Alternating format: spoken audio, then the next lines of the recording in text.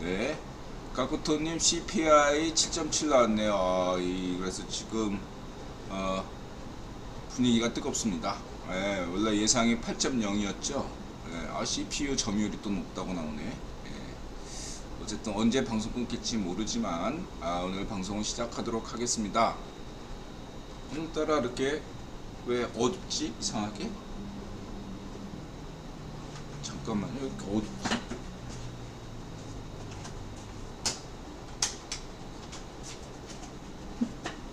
이상하게 오늘따라 어둡네.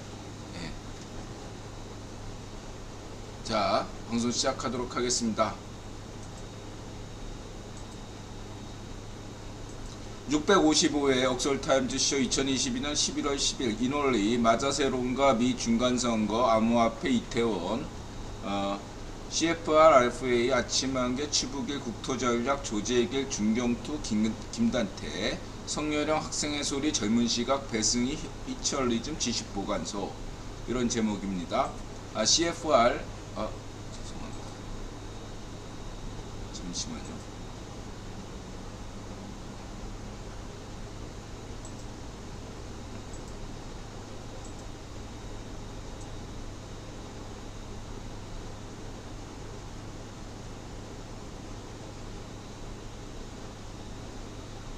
화면이 이렇게 내려갔지. 네. 네.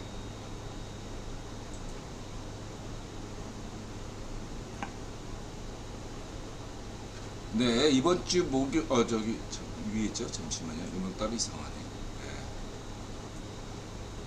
CFR, RFA, 성렬형 지지율 상승, 조재길, 김단태, 히처리즘, 아침한개, 추구길, 리춘수, 학생의 소리, 배승희, 젊은 시각, 천재견 사우리, 지식보관소, 중경투, 국토전략, 비하인드, 히스토리 이런 제목입니다.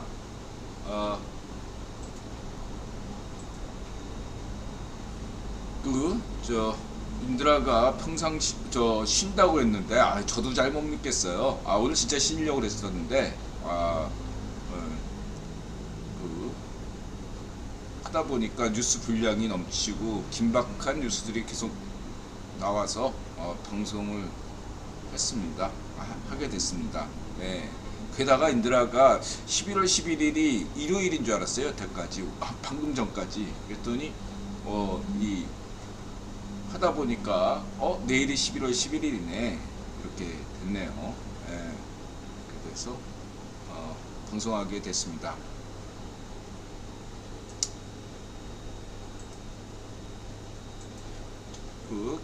그 얘기는 조금 이따 하고요.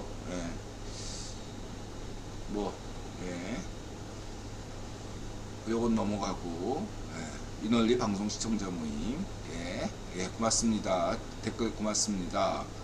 인생을 덤이라고 생각합니다. 20대 초반에 죽음을 위기를 넘기셨네요. 고맙습니다.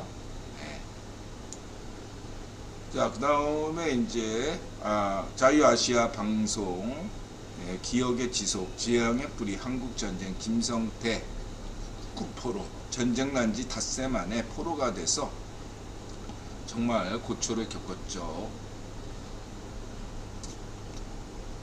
기억하고 있습니다. 그 다음에 538 여론조사 돼서 한마디 안 할 수가 없죠. 아니 538을 인드라가 많이 신뢰하는 편인데 떡밥을 날린 건가요? 여태까지 그러니까 사실은 538 여론조사는 어떤 커다란 변동성이 없어요. 한국의 여론조사와 달리 이든영 지지율이나 여러 가지 어떤 공화당 지지율이나 미국 민주당 지지율이 거의 변함이 없어요. 이런 게 제대로 된 여론조사라고 할 수 있는데 갑작스럽게 선거 막바지에 이렇게 여론조사가 나와서 인드라가 속으로 당혹스럽던 점 있지만 어쨌든 추세에 대응한다. 그런 관점에서 지난 방송을 말씀드렸고요. 지금 현재 그래도 저는 538 어떤 여론조사가 여전히 저는 신뢰하는 편이다 이렇게 말씀드릴 수 있고 지금 다리트나님 어서 오세요.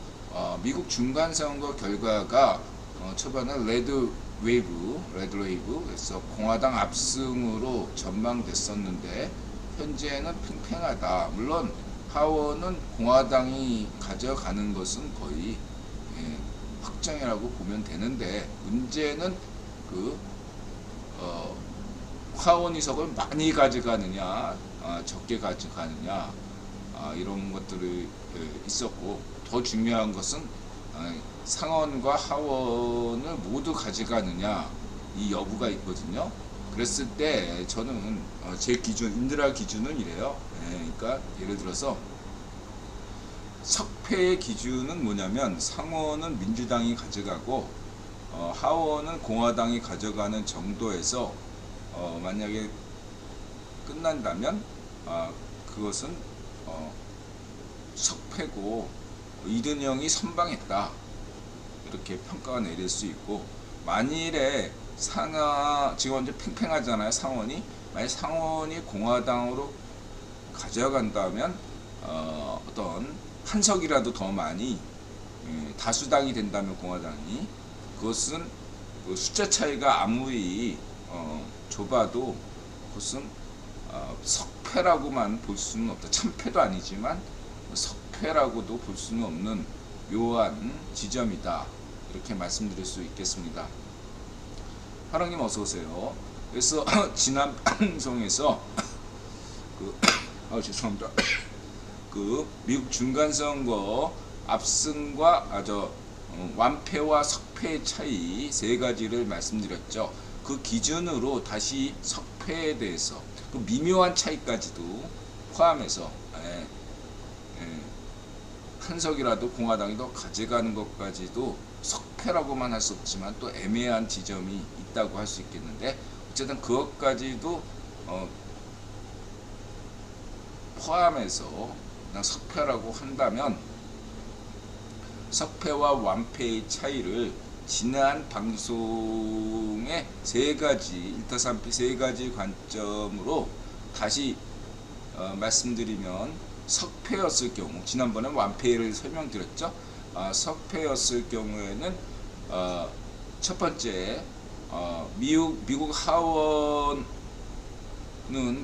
공화당이 가져가지만 당연히 그럼 미국 하원 의장 자리가 공화당 쪽으로 가겠죠. 그랬을 때 좌이파시어 블록의 타격이 받더라도 덜 받는다, 상대적으로. 선거 패배 책임론에서 어느 정도는 일부는 받죠, 당연히 받는데 어느 정도는 이렇게 최면 치레를 할 수가 있다.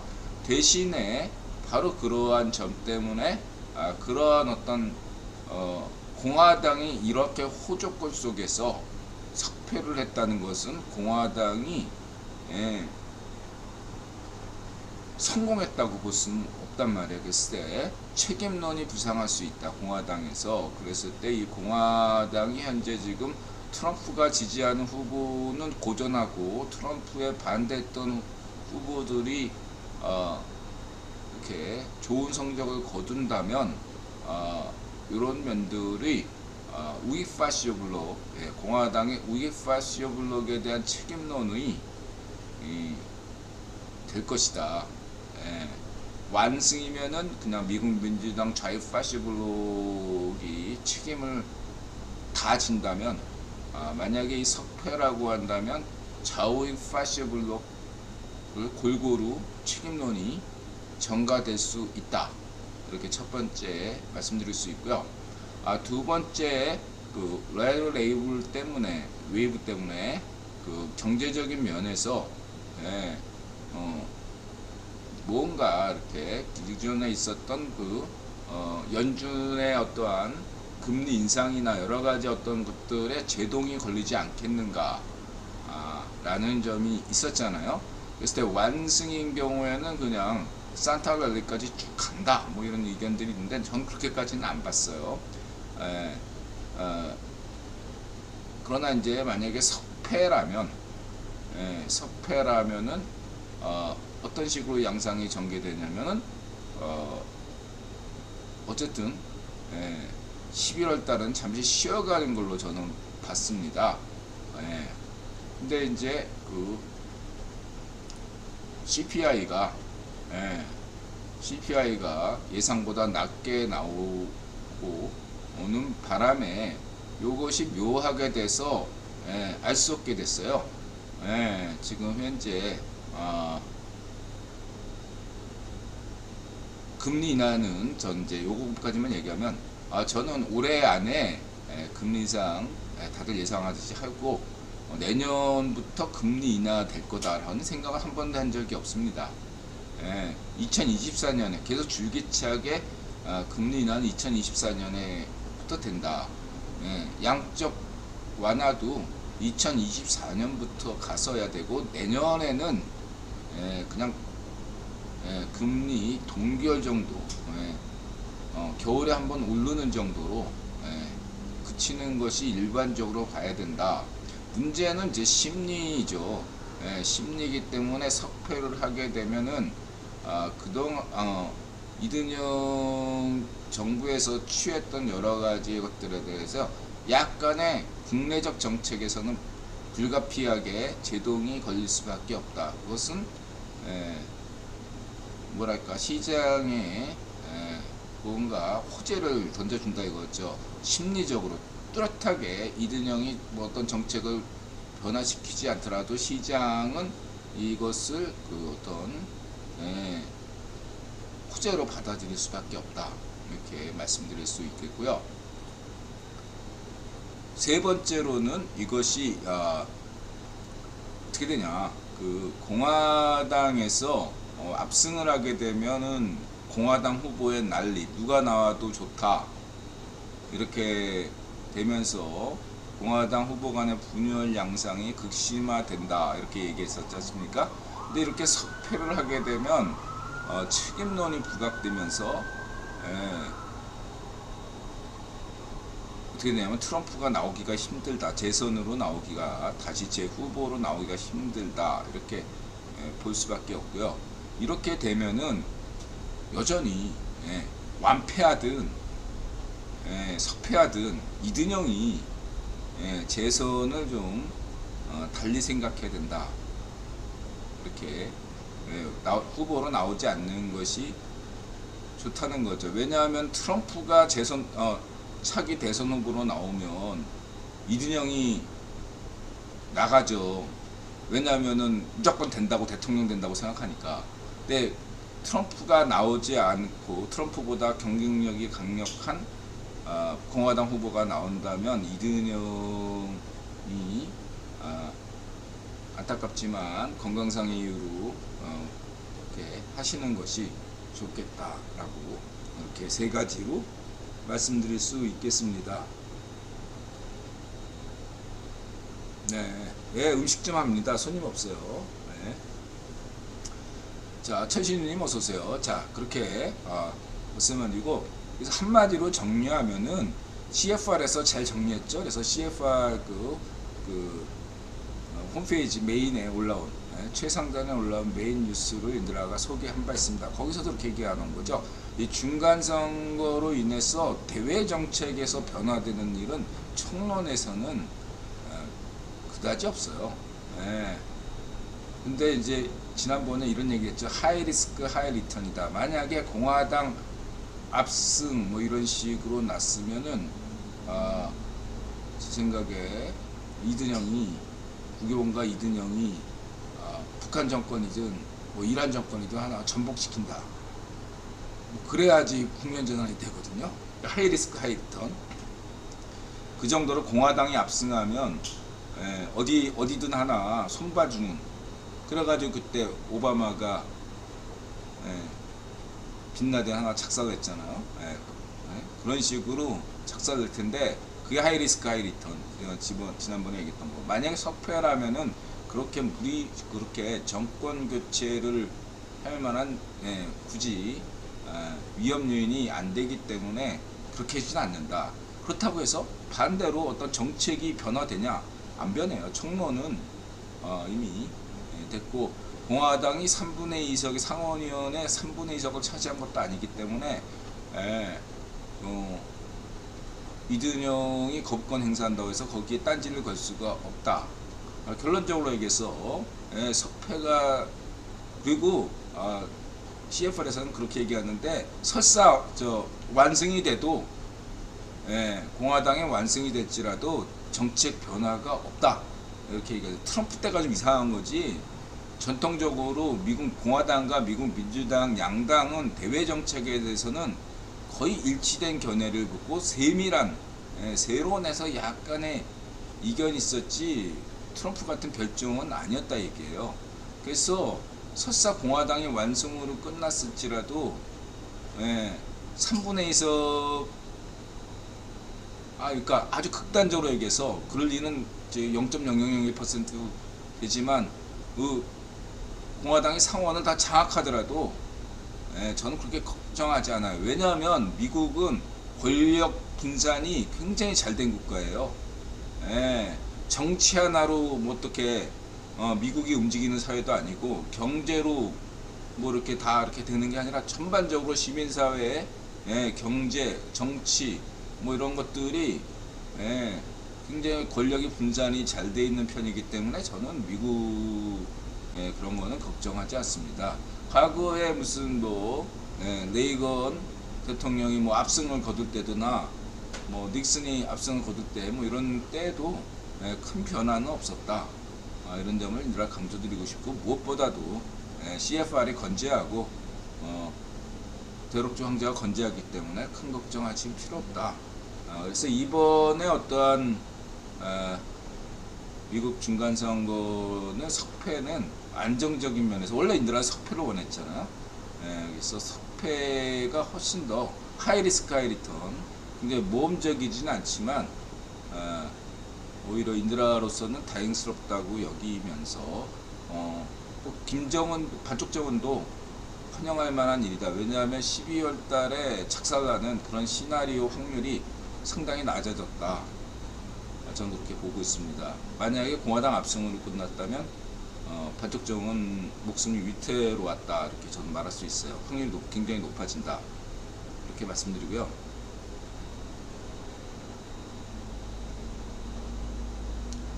제가 맡은 게 그러니까 비서관이 이제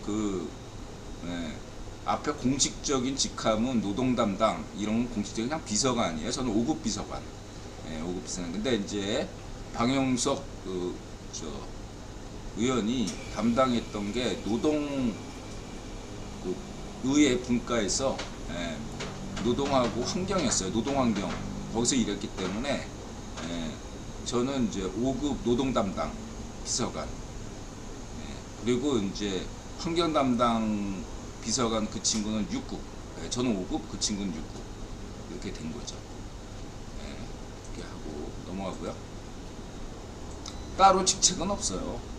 그냥 비서관이면 그냥 5급 비서관 6급 비서관 뭐 9급 비서관 이렇지 따로 뭐 노동 비서관 이런 건 없어요. 그냥 전 직책이 노동 담당이었다 이 얘기고 그 다음에 성렬형 지지율 2.7% 오른 38.2 그래서 인드라가 여론조사 전문가스럽게 말하면 문준비 시대 이 여론조사를 환치시키면 현재 성렬형 지지율은 64%다 이렇게 볼 수 있는데 물론 64% 아니죠.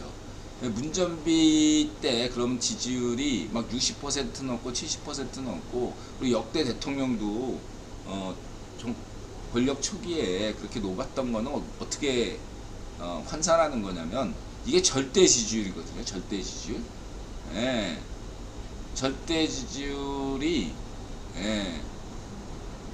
이걸 어떻게 하냐면 예를 들어서 성렬형하고 재명이가 0.7% 차이 났잖아요. 46점 몇 퍼센트, 뭐 46%.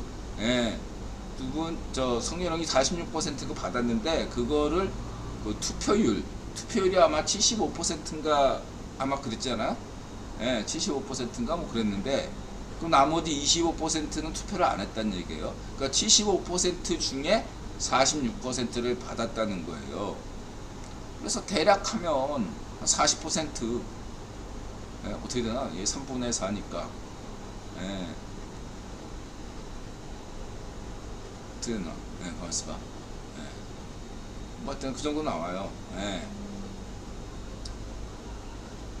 그래서 엄밀하게 얘기해서 그냥 지금 이 여론조사가 38%다 라는 것은 지난 시기에 그냥 통 크게 성렬형이 그 대선에 당선됐을 때 그때 지지율이에요. 이게 절대 지지율로 한 사람은 대략 이렇게 나와요.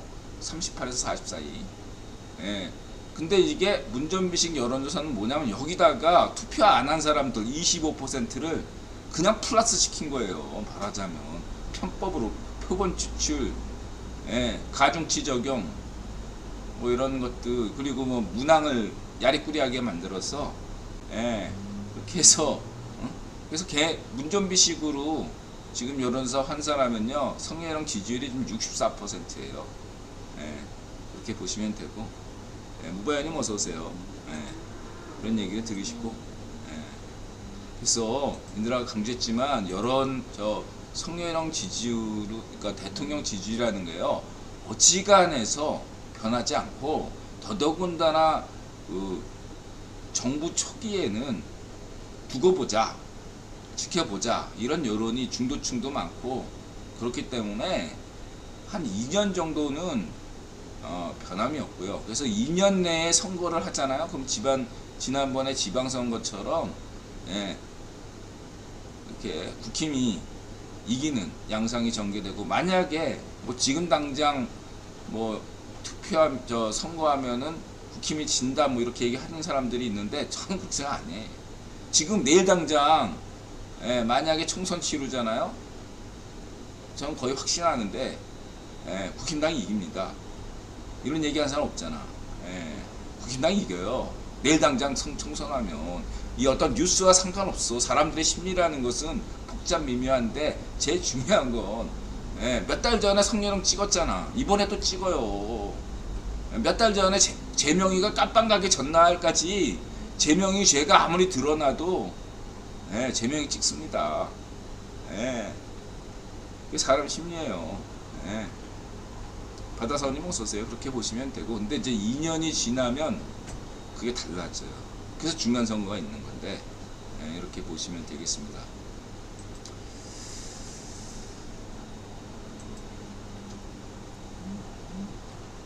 분명히 얘기하지만 중도층들은 지금 어떤 입장이냐면 성렬형을 찍었기 때문에 지켜보자. 다음 총선까지는 지켜보자는 여론이 강해요. 그래서 내일 당장 총선하면요, 국힘당이 지방선거처럼 압승해요. 농담 아닙니다. 근데 이제 다음번 총선은 시간이 많이 걸리니까 그땐 또 다른 얘기가 되겠죠. 참고하시고, CFR 얘기. 어쨌든 인드라 어떤 방송에 영향을 받았는지 좌익 파셔블록, 우익 파셔블록에 대한 비판은 잊지 않았습니다. 인드라가 얘기했잖아요. 그러니까 총론에서는 미국의 대외 정책이 변하지 않는다. 예를 들면 대표적인 예가 중국에 대한 반중 정책에 대해서 바뀌냐, 안 바뀌어요. 그건 CFR, 국민의 기본 노선이기 때문에 반중 정책 바뀌지 않습니다. 그걸 강조했잖아, CFR 이 글에서. 두 번째는 이제 좀 더 구체적으로 그 우크라이나 전쟁과 관련돼서 우크라이나에 대한 지원 예산을 줄여야 되는 거 아니냐 하고, 우익 파셔블록뿐만 아니라 좌익 파셔블록까지도, 원래 이 좌익 파셔는 한 몸으로 움직이거든요. 그렇기 때문에 좌익 파셔블록이 우크라이나 전쟁 예산을 줄여야 된다, 뭐 이렇게 썰을 푸는데 큰 영향을 주지 않는다, 이렇게 전 CFR이 강조하잖아요. 그리고 이 기회에 인드라는 물론 좌익 파셔블록도 구견이 임명합니다. 버니 샌더스나 트럼프를 임명한 것도 구견이잖아요. 그렇기 때문에 버니 샌더스, 시카고 유대인, 이러한 어떤 관점이잖아요. 그래서 저는 뭐 그렇게 크게 걱정은 하지 않는데, 이번 기회에 좀 지나치게 튀는 애들은 꼭 필요한 애들 아니면 저희 파시오 블록에서 상당 부분이 좀 물갈이가 되지 않을까 기대하고 있습니다. 좀 나대는 애들이 좀 있었어요. 물갈이가 좀 될 필요가 있다. 이렇게 말씀드리시고. 그 다음에 이제 죄명이 검찰 민주당 대표실 압수수색. 그래서 근거까지 뒤졌죠. 인드라가 뭐 이건 얘기 따로 얘기하겠습니다. 이거는 그냥 나중에 어차피 대법원까지 갈 거고 대법원 판결로 보시면 돼요. 이거는 인드라 얘기했잖아. 죄명이가 차기 발정민주당 후보 대선 후보로 확정된 다음 날에 구속되면 제일 좋은 시나리오예요. 천천히 가시면 돼. 빨리빨리 할 필요 없어요.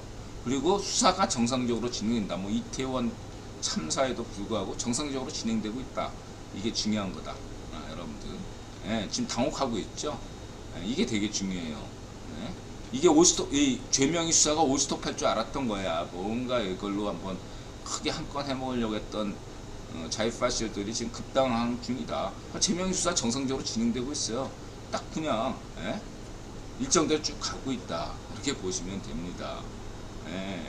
분명히 얘기하지만 죄명이 수사는요 성렬형이 하는 거 아니에요. 국유본이 하는 거예요. 국유본이. 성렬형 문전비 수사나 죄명이 수사는요 국유본 차원에서 이루어지는 겁니다.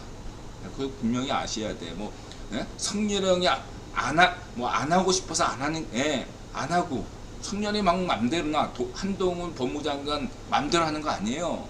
설사 100번 양보해서 한동훈 검사가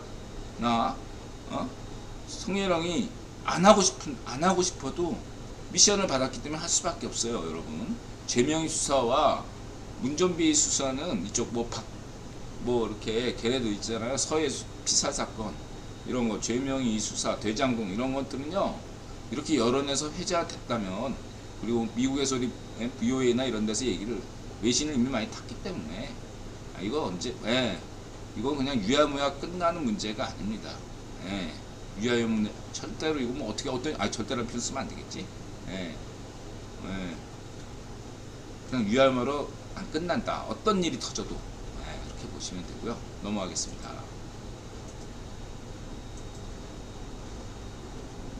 이제만 하면 계속 나올 겁니다. 이게 전부가 아니야. 이제 막 그냥 맛배기야. 아직도 맛배기. 우파 유튜버들 먹고 살아줘야잖아. 먹고 사는지 말려면 죄명이 문전비 거느리다 보면 4년 훌쩍 지나가. 내내 갑니다. 내내 가요. 그 다음에 이거는 저는 이건 당연한 조치고 MBC에 대해서는 특별히 저는 하고 싶은 말이 없습니다. 그냥 민영화가 답이다 이렇게만 얘기하고 넘어가고요.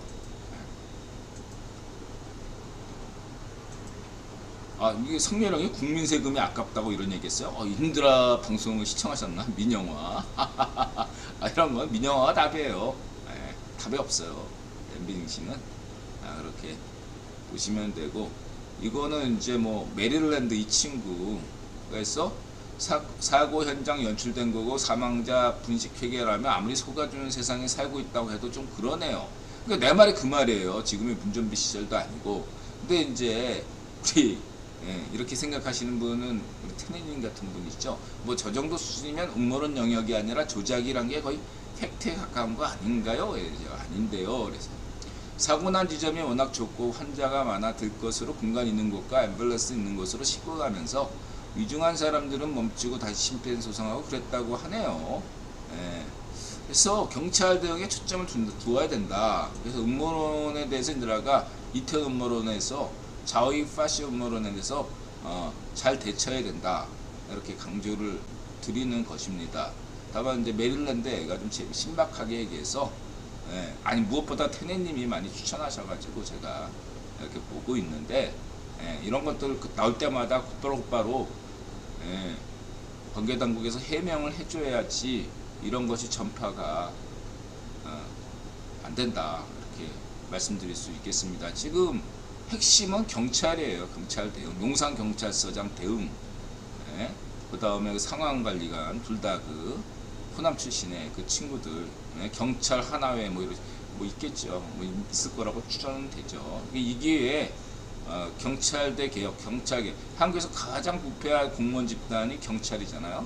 이 기회에 이 이태원 참사를 어떤 삼아서 이번에 대대적인 경찰 개혁이 필수적이다, 이렇게 말씀드릴 수 있겠습니다. 그래서 올바른 방향으로 가고 있고 국민 정서도 과거와 달리 굉장히 과거에 선동에 약했던 그러한 대한민국 시민들이 이번 이태원 참사에 관해서는 그동안 학습 효과 덕분에 무엇보다도 지난 시기에는 친중 시대였고 지금은 반중 시대이기 때문에 국유본이 허락하지 않는다. 이게 중요하다. 아무리 대한민국 시민들이 학습 효과가 있더라도 지금이 만약에 친중 시대라면 다시 선동당할 수밖에 없는데 다행스럽게도 지금은 반중 시대이기 때문에 대한민국 시민들의 이성을 어떤 이성의 어떤 뭐 쇠뇌시키는 그러한 것들이 어렵기 때문에 지금 좌파시들이 급당한 중이다, 이렇게 말씀드리시고요.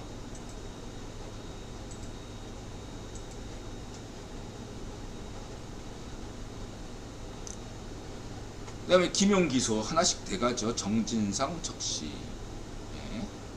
뭐 변호범이야 옛날 신경 안 쓰고 좌파시 변호범. 근데 핵심은 이런 거예요. 여기서 성남 경기그룹 핵심 멤버가 정진상, 김용, 김현지, 김남준, 김지호, 이한주, 이화영, 이재 하여튼 뭐 쭉 있는데 중요한 건 어쨌든 정진상, 김용 이런 사람들의 어떤 죄목이 정치자금 뭐 이런 걸로 걸리면은 그냥 형량이 매우 낮아요, 상대적으로.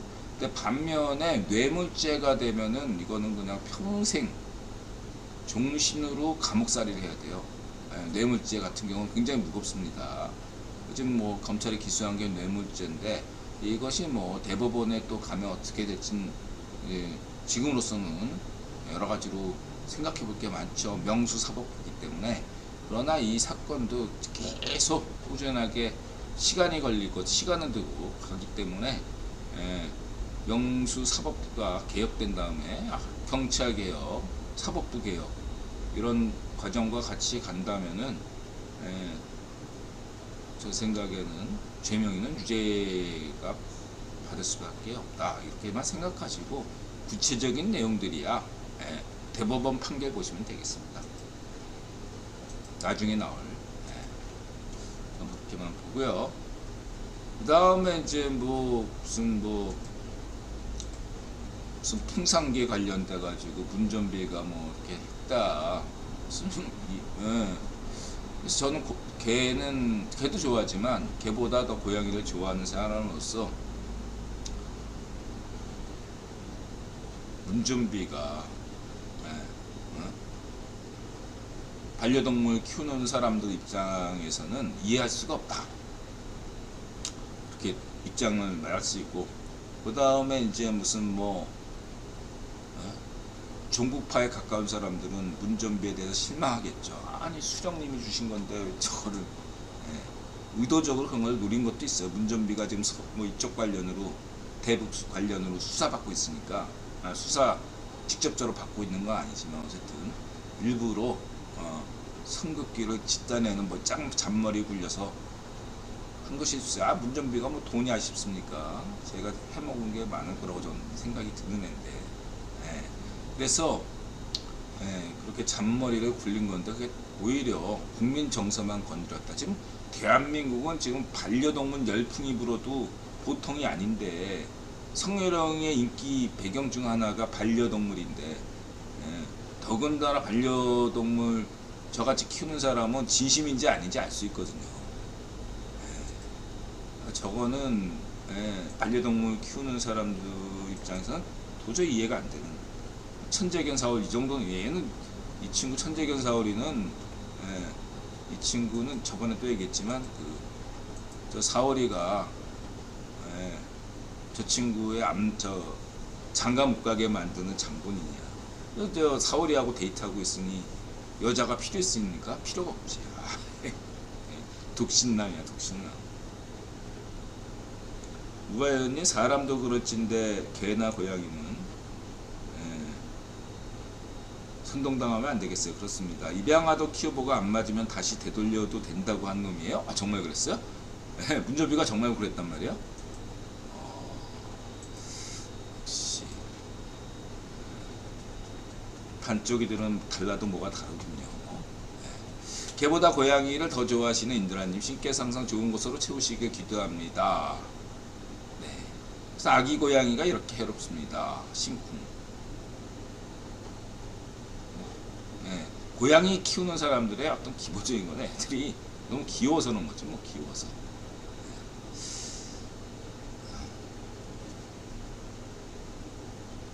어제도 미카가 또 애교 떨고, 애교 떨어요. 근데 개는 하루 종일 애교 떠는데 고양이는 지가 필요할 때만 애교 떱니다. 뭔가 하기 싫은데 의무를 다하는 것처럼 자기 밥값을 하는 것처럼 자기가 필요할 때 애교 떨어요. 고양이와 개의 특징 차이가 그거예요. 지가 필요해서 애교 떨어. 그게 고양이의 특징이에요. 자, 그리고